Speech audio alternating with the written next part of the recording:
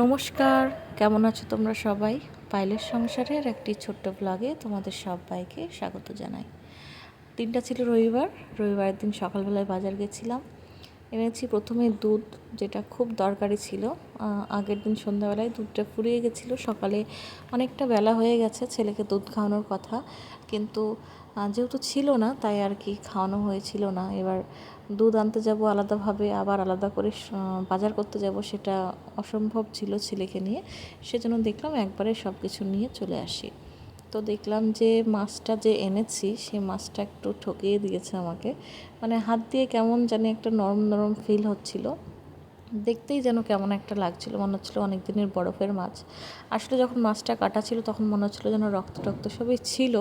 তবে পরে যখন পিস করতে শুরু করলো তখন বুঝলাম যে মানে যে কাকুটা আর কি পিস করছিল তার হাতে ধরাতেই বুঝতে পারছিলাম যে মাছটা একটু নরম। তো আমি এবার হাত দিয়ে দেখছিলাম, মানে নরমও লাগছে, আবার অতটাও স্মেল বা খারাপ কিছু বুঝতে পারছিলাম না। তো এখন রান্না করলেই বোঝা যাবে।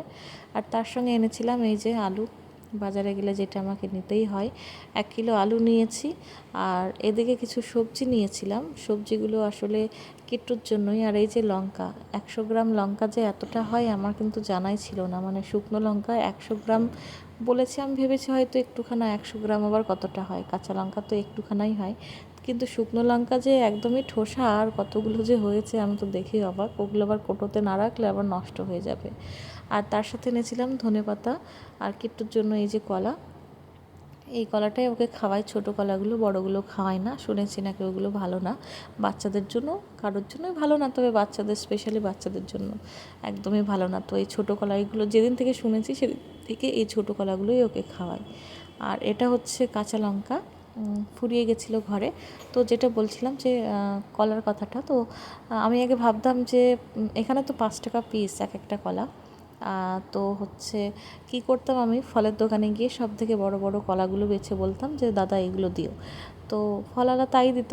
ভাবতাম যে বাহ, 5 টাকায় তো বড় বড় কলাগুলো নিয়ে নিয়েছি, তাহলে ছোট কলাগুলো আবার কে নেয় 5 টাকা দিই। সব দুটোরই একই দাম, এক একটা পিস কলা 5 টাকা দাম। আর আমাদের বাড়ির ওখানে কিন্তু 5 টাকায় 5টা কলা দিয়ে দেয়, বা কখনো কখনো 7-8টাও দিয়ে দেয়। আমাদের ওইদিকে কলার দাম অনেক কম, আর এখানে অনেক বেশি কলার দাম। আমার ছেলেকে যেহেতু ডেলি 2, 1, 3টে এরকম খেয়ে থাকে ও, তো আমার প্রায় আনতে হয়। ওই 5টা 6টা করেই আনি, আবার 2 দিন 3 দিন যাই, আবার পরে গিয়ে নিয়ে আসি।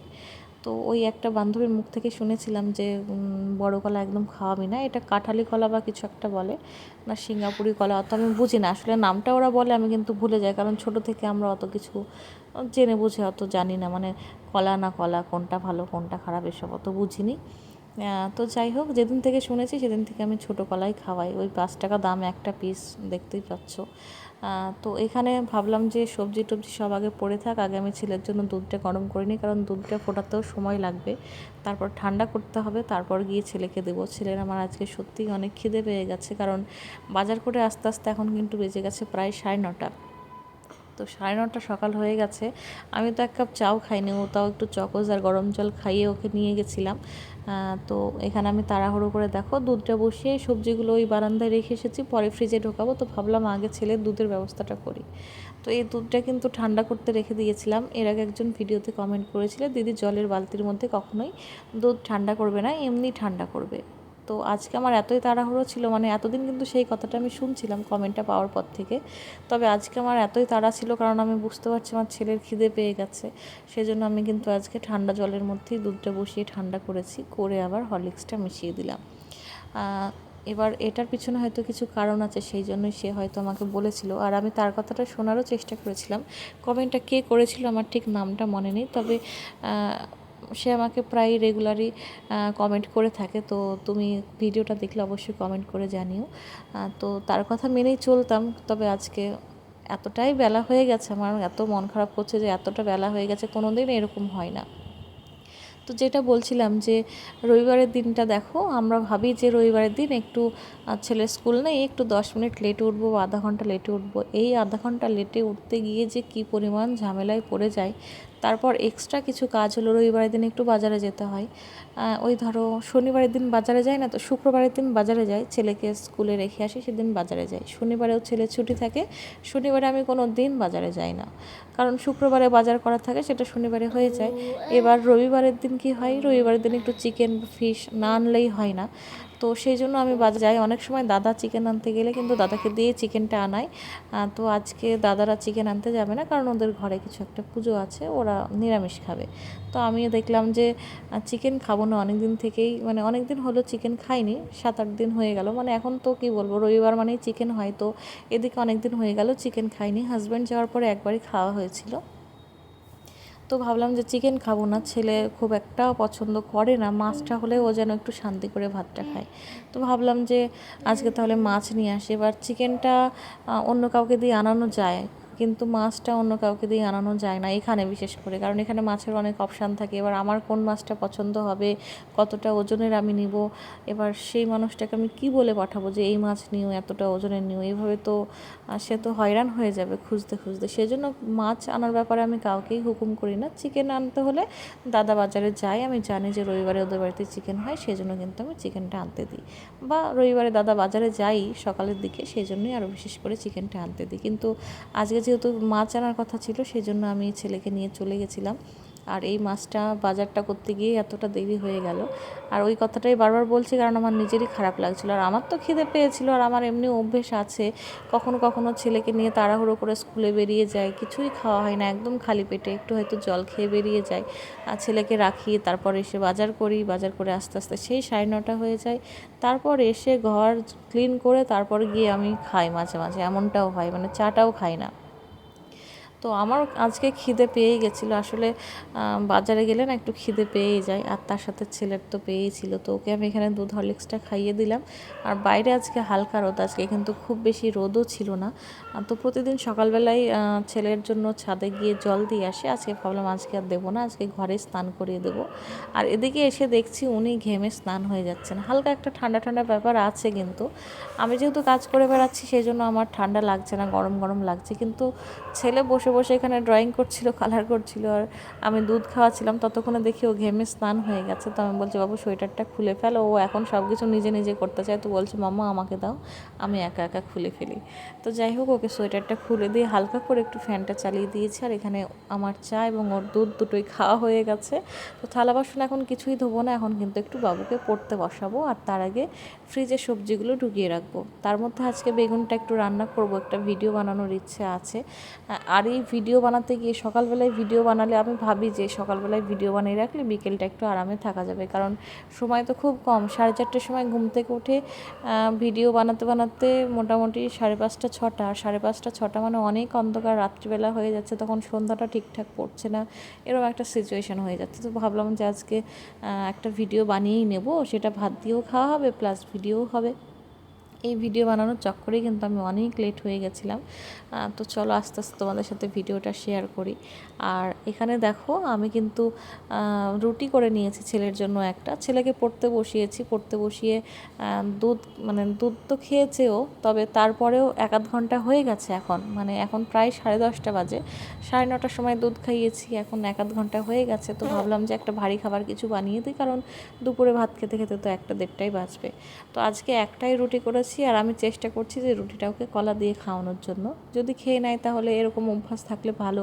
সময় অসময় রুটির সাথে কী বা দেবো, তখন মনে হবে যে একটা কলা দিয়ে দিই। বেশিরভাগ সময় ওকে আমি রুটির সাথে ডিম ভেজে দিই, মানে এগ রোলের মতো করে দিই, আটা দিয়েই করি, তবে এগ রোলের মতোই করে দিই, একটু সস আর একটু শসা কুচি পেঁয়াজ কুচি দিলেও খাই, বড়দের মতোই খেতে ভালোবাসে। কিন্তু রোজ রোজ ওই ডিম দেওয়াটা সকালবেলায় ঠিক লাগে না। আর রুটি আর কলা দেখেও পালিয়ে বেড়াচ্ছে, দেখো তোমরা দেখে বুঝতে পারবে।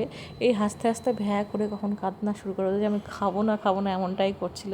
তারপর বুঝিয়ে বাঝিয়ে জোর করে আমি বলেছি 1 বাইট নে, যদি ভালো না লাগে তাহলে তুই আমাকে ঘুরিয়ে দিস। তো তারপরে একবার বাইট নেওয়ার পরে ওর একটু মিষ্টি মিষ্টি লেগেছে, যেহেতু কলাটা মিষ্টি হয়, ছোটো কলাগুলো আর একটু বেশি মিষ্টি হয়। তো তারপরও দেখছি টুকটুক করে বসে বসে খাচ্ছে, আর আমি একটু স্বস্তির নিঃশ্বাস ফেলেছি। না হলে এই রুটিটা না খেলে বা একটু ভারী খাবার মুখে না দিলে আমার মনের মধ্যে টেনশন থাকতো যে ছেলের আবার খিদে পেয়ে যাবে। তো দুপুরবেলায় এই যে ভিডিওর জন্য বেগুনের যে রেসিপি, তার সাথে একটা ঘন ডাল, এই দুটো রান্না করতে গিয়ে আমার প্রচুর সময় চলে গেছিলো। তো কি করেছি শোনো, এই যে ভিডিও ছেলেকে খাওয়াতে দেখলে রুটিটা ছেলে অর্ধেক খেয়েছিল, তারপরে অর্ধেকটা আবার আমি খেয়ে নিয়েছিলাম। অনেক দিন আগেকার একটা মিষ্টি ছিল ঘরে, সেই মিষ্টিটা দিয়ে আমি আবার রুটি খেয়ে নিয়েছিলাম। আর এই সামান্য কিছু রান্না করতে গিয়ে কিন্তু আমার 2-3 ঘন্টা সময় লেগেছিলো। তারপর আজকে যেহেতু রবিবার ছিল, ছেলের কাচাকুচি ছিল, আমার কিছু কাচাকুচি ছিল, সব মিলিয়ে আমার 2:30-3টে বেজে গেছিলো। ভিডিও আপলোড করছে 3টে 3:30, মানে আমি আজকে সারাদিন শুতেই পারিনি। 4টের সময় 4:30টার সময় আমি ফ্রি হয়েছিলাম। আর সন্ধ্যাবেলায় ছেলেকে আমি একটু দুধ, কর্নফ্লেক্স আর একটু কলা কুচি কুচি করে দিয়েছি, খাওয়ানোর চেষ্টা করছিলাম। ও কিন্তু খেতে চাইছিল না, তবুও জোর করে অর্ধেকটাও খেয়েছিল। ওই যে খাবে না খাবে না করছে, কিছুটা একটু খাওয়াতে পেরেছিলাম। তো এইভাবেই ওকে আমি মানে একটু অন্যরকম খাবার খাওয়ানোর চেষ্টা করছি। এখানে কিন্তু একটু চিনি দিয়ে দিলেও বেশ খেয়ে নিত, এই যে মক করে একাকার করছিল। কিন্তু আমি চাইছি যে ওকে আমি চিনিটা দেবো না, চিনির বদলেই কলাটা দিয়েছি। কলাটা যেহেতু মিষ্টি মিষ্টি, সকালে একটা কলা দিয়েই ওই দেখো করছে, দেখে কষ্ট লাগছে এখন। সকালে ওই একটা কলা দিয়ে রুটি দিয়েছিলাম, তার মধ্যে অর্ধেকটা খেয়েছিল। আর এখন একটা কলা পুরো দিইনি, মানে দুধের মধ্যে অর্ধেকটা কলা দিয়েছিলাম, কিছুটা কর্নফ্লেক্স দিয়েছিলাম। তো এই করে 4-5বার মুখে নিয়েছিল। আর এভাবেই ওকে আমি অভ্যাস করাবো এমনটা ইচ্ছে আছে। আর ও কিন্তু একদমই খেতে চাইছিল না, মুখটা কেমন করছিল তোমরা বুঝতেই পারছো। তোমাদের যাদের বাচ্চা আছে তারাও বুঝবে হয়তো যে এই সন্ধ্যাবেলা আর সকালবেলার টাইমটায় বাচ্চাকে কী খেতে দেবো এমন একটা টেনশন হয়। হ্যাঁ, দুধ তো অবশ্যই প্রায়োরিটিতে থাকে, কিন্তু শুধু দুধ খেয়ে বাচ্চারা কতক্ষণ থাকবে বলো?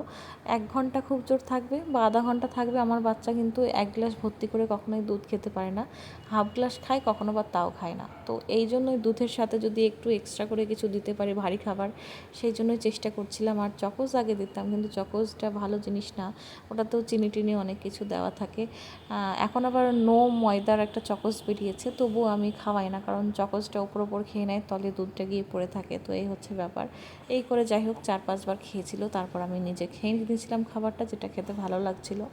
আর রাত্রিবেলায় আমি ছিলাম খুব টেনশানে। দুপুরে তো ডাল ভাজাভুজি এইসব দিয়ে খেয়েছিলাম, তো রাত্রে আমাকে কিছু রান্না করতে হতো। তো বান্ধবী ফোন করে হট করেই বললো, মানে কিট্টুর জন্মদিনে এই যে বক্সগুলো আমারই, ওকে আমি কিট্টুর জন্মদিনের দিন খাবার পাঠিয়েছিলাম, ফ্রাইড রাইস, চিকেন, একটা কেকের পিস, মিষ্টি, এগুলো পাঠিয়েছিলাম আমার বক্সে। তো ও আবার আজকে আমাকে আবার এই খাবারগুলো দিয়ে গেল, আলুর পরোটা, ডিম কষা, আর তার সাথে 2টো মিষ্টি, এই দিয়েই রাত্রের খাবারটা হয়ে গেল। তো চলো ভিডিওটা শেষ করি, টাটা।